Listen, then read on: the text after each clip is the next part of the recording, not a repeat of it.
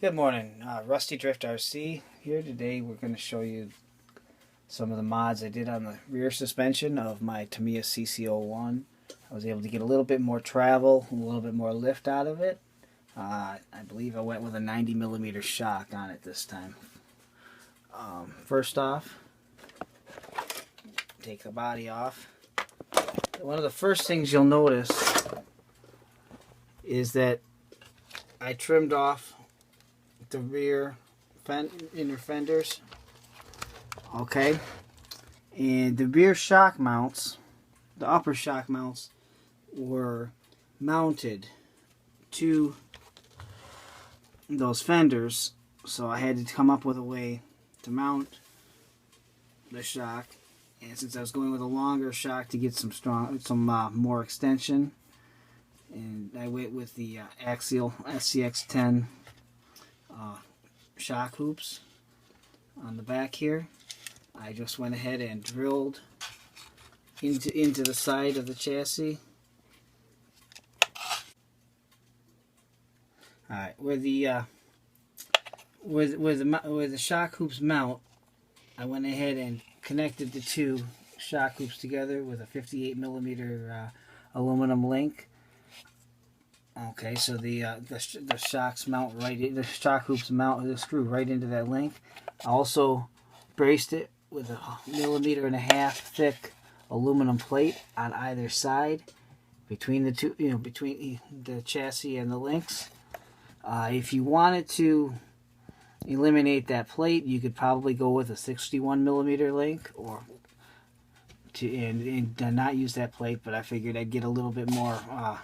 Just a little bit more strength out of it that way. Now up top, I went ahead and connected the shock hoops with another link. That's actually a turnbuckle, so I can bring those in and out a little bit. So I have a little adjustment at the top there, and eliminates the flex. The original body mounts that came with the Unimog kit mounted to the inner fenders. And what's nice about me using these axial shock hoops is the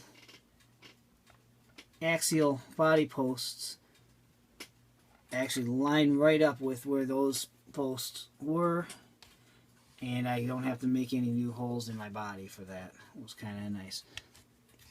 Down below,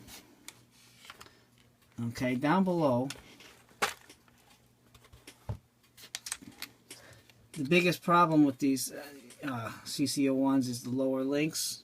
They're really flexible and catch up on everything. I went ahead and made a set of custom links out of some threaded rod, and I sleeved it with some brass tubing and used Traxxas rod ends on the ends. Those rod ends are actually pretty cheap. I get them in bulk. They work out pretty well.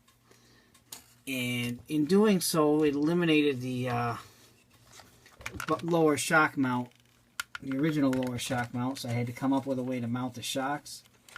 What I did was I made a small aluminum plate, triangular shape. It mounts to the axle using the two screws. I had to use longer screws and nuts to hold it in place.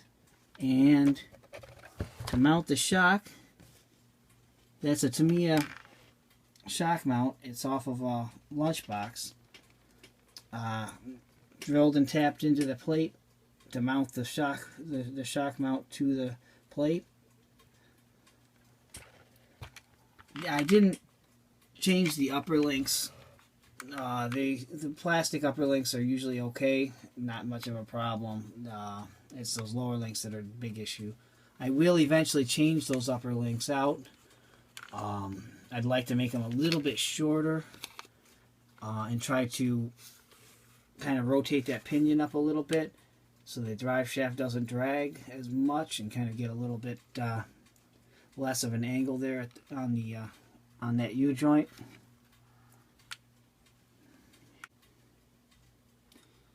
So far, I'm pretty happy with the performance I've gotten out of these changes. You're not going to see a great improvement. It's never going to crawl like some of the other trucks. So far, I'm happy with the performances, with the changes I've made.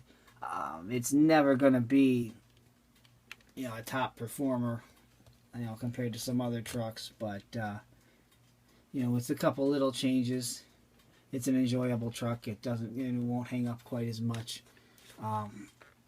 In a couple, then you'll be able to put some larger tires on there if you want, a little more clearance, and just make it your own.